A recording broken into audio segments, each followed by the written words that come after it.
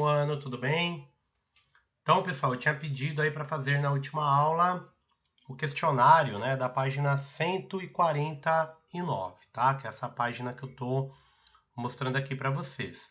Então, era para reler o trecho da carta do Pero Vaz de Caminha, né, que é o que relatou lá a chegada do Cabral aqui no Brasil, e do relato do piloto anônimo, que está falando aí também do contato aí com os índios, né, aqui na América, que era para ler a página 141 para responder as questões, tá?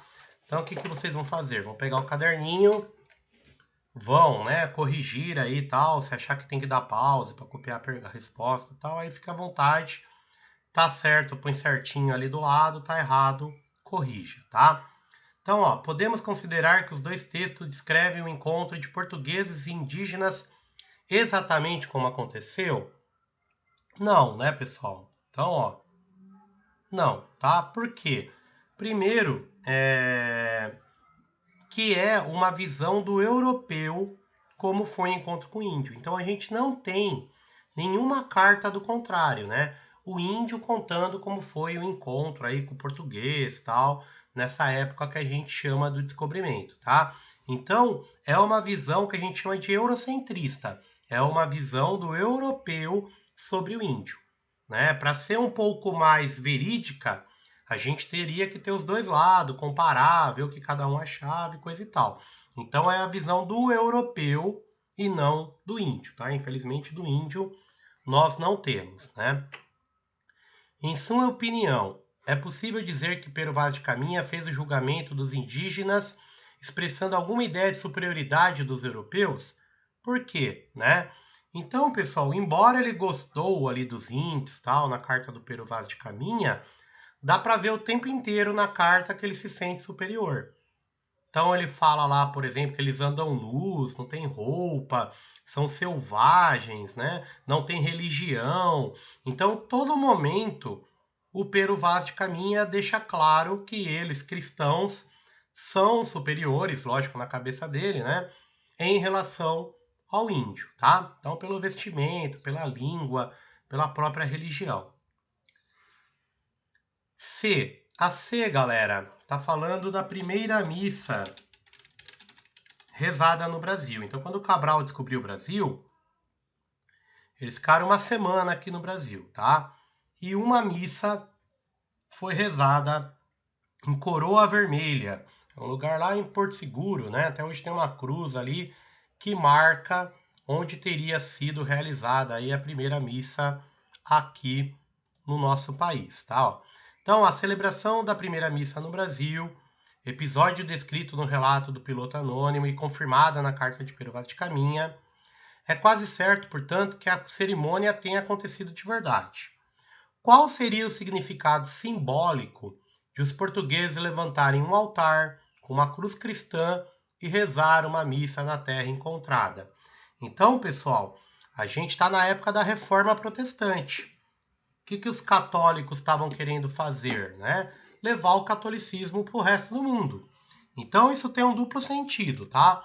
Primeiro, tentar catequizar o índio, ensinar o catolicismo, o cristianismo para ele. E segundo, mostrar quem é que manda. Então, por exemplo, quando os católicos chegam no Império Azteca, eles vão destruir as pirâmides aztecas e vão construir igrejas com essas pedras em cima da antiga pirâmide, para falar, nós cristãos mandamos agora, né?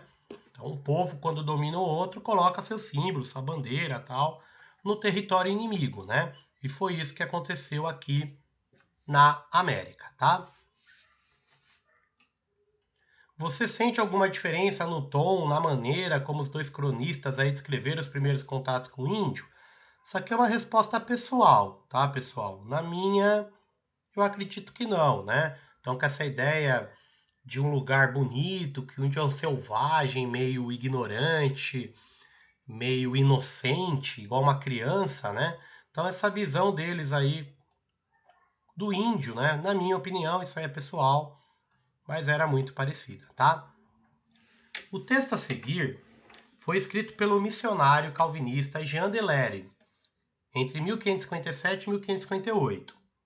Lery permaneceu 10 meses na Baía da Guanabara, onde é hoje o Rio de Janeiro. onde franceses haviam fundado a França Antártica. Nesse texto, ele narra uma conversa que teria tido com um indígena tupinambá. Esse texto, galera, vai cair a vida inteira, vocês vão vê-lo. No vestibular, geralmente esse texto cai, tá? Então vamos ver o que ele falou aqui, ó.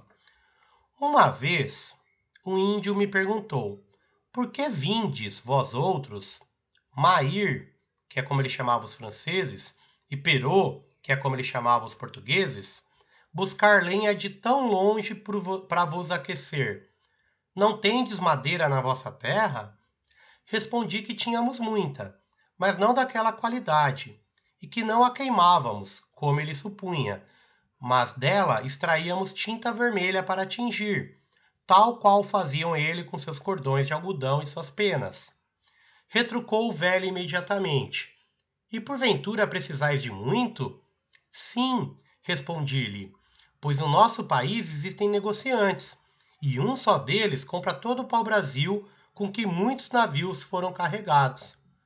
E quando morre, para quem fica o que deixam? Para seus filhos, se os têm, respondi. Na falta destes, para o irmão ou um parente próximo. Na verdade, continuou o velho, agora vejo que vós outros Mair sois uns grandes loucos, pois trabalhais tanto para amontoar riqueza para os filhos, ou para aqueles que sobrevivem. Temos pai, mães e filhos, a quem amamos muito, mas estamos certos de que depois da nossa morte, a terra que nos nutriu também os nutrirá. Por isso descansamos sem maior cuidado, né? Então está mostrando, pessoal, a diferença, né, entre o pensamento do índio e do europeu. Então, o índio, ele gostava ali de ganhar uma faca, tal, que melhorava a vida dele. Mas ele não tinha ideia de ter 1000 facas, comercializar, ganhar dinheiro e coisa e tal, né? Já o português não, tinha uma visão comercial da madeira, de tudo, né? Então, vamos para as respostas, ó. Qual era a utilidade do pau-brasil para os índios e para os franceses, né? Então, eles usavam para pintar cordão de algodão, tingir tecidos, né?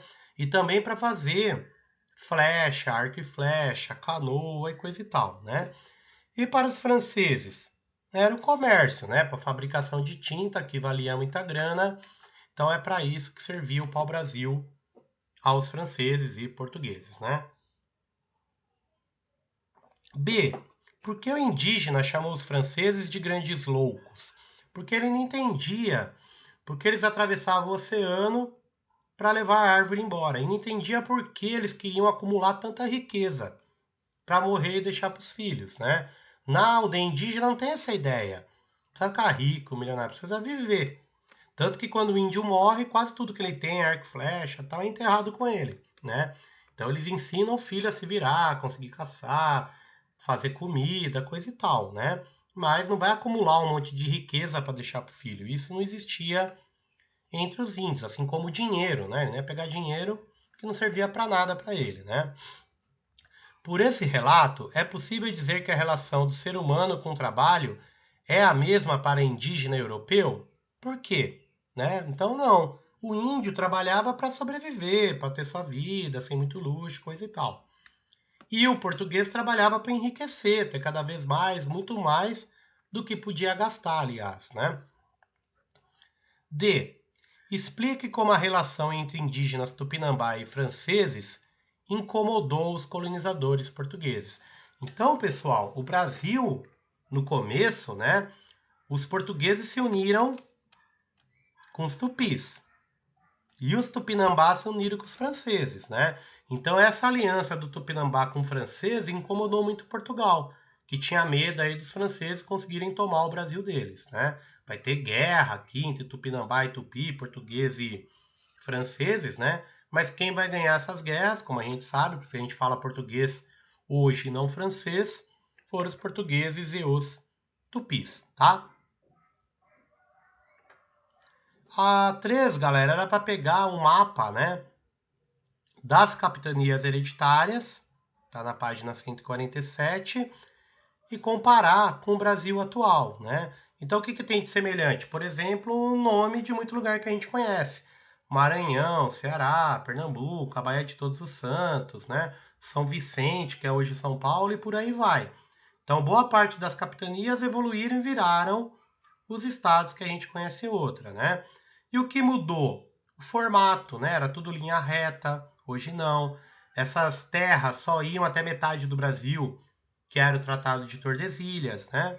Então é isso que a gente tem de diferença. Tem muito mais estado hoje do que tinha de capitania antigamente, né? Lembrando que hoje a gente tem 26 estados mais o Distrito Federal, por isso que a gente tem 27 estrelas na bandeira do Brasil, né? Ó, qual do sistema administrativo implementado pela coroa portuguesa representou maior centralização política? As capitanias hereditárias ou o governo geral? Explique. Capitania hereditária, galera, era cada um por si. Então, o cara lá de Pernambuco governava Pernambuco, o cara aqui de São Paulo governava São Paulo, era cada um por si. Quando cria o governo geral, que as capitanias hereditárias não deram certo, a capital do Brasil vai ser lá em Salvador. De Salvador, o governador geral vai governar todo o Brasil. Então, centralizou o poder na mão dele. Antes, o poder estava em cada estado brasileiro. Com o governo geral, centralizou o poder na mão de uma única pessoa, o governador geral. Ok? E para terminar, pessoal, tinham duas questões. Lógico que vocês não vão pôr essa resposta, né, gigantesca, é o livro que dá algumas opções. Como era o modo de vida dos povos tupi quando os portugueses chegaram ao Brasil? Então, pessoal, eles tinham um modo de vida atrelado à natureza, né? Caçavam, coletavam, pescavam, praticavam uma agricultura ali de subsistência, plantando mandioca, né? Tinha guerra entre eles, então a gente não é, tem aquela ideia que eram pacíficos, não é direto, uma aldeia estava lutando contra a outra e coisa do tipo, tá? Então assim, viviam em aldeia aí de 300, a maior no máximo aí 800 pessoas, né? Então viviam em pequenas aldeias, geralmente com cacique governando ali a sua aldeia. E por último, galera, que razões levaram a coroa portuguesa a colonizar, a vir morar mesmo, ocupar de fato o Brasil, né? A ameaça dos outros países invadirem o Brasil. Então, quando descobre o Brasil, ninguém chega aqui, ninguém sabe fazer caravela, o Brasil estava abandonado. Quando a Inglaterra, a França, outros países começam a chegar no Brasil, é aí que eles falam, mano, a gente vai ter que colonizar, vamos ter que levar gente para morar, ocupar, gerar riqueza lá no Brasil. Ok, pessoal? Então por hoje era isso, tá? Façam a correção aí no caderninho, no final do bimestre eu vou pedir uma fotografia de todo o caderno do bimestre e depois acabou por hoje, tá? Então a gente se vê aí na próxima aula, na quarta-feira, que é videoconferência. Se alguém ficou com dúvida aqui e tal, anota que na quarta-feira, na próxima aula, eu tiro a dúvida de vocês. Beleza? Então um abraço e bom final de semana, tá? Até a próxima aula.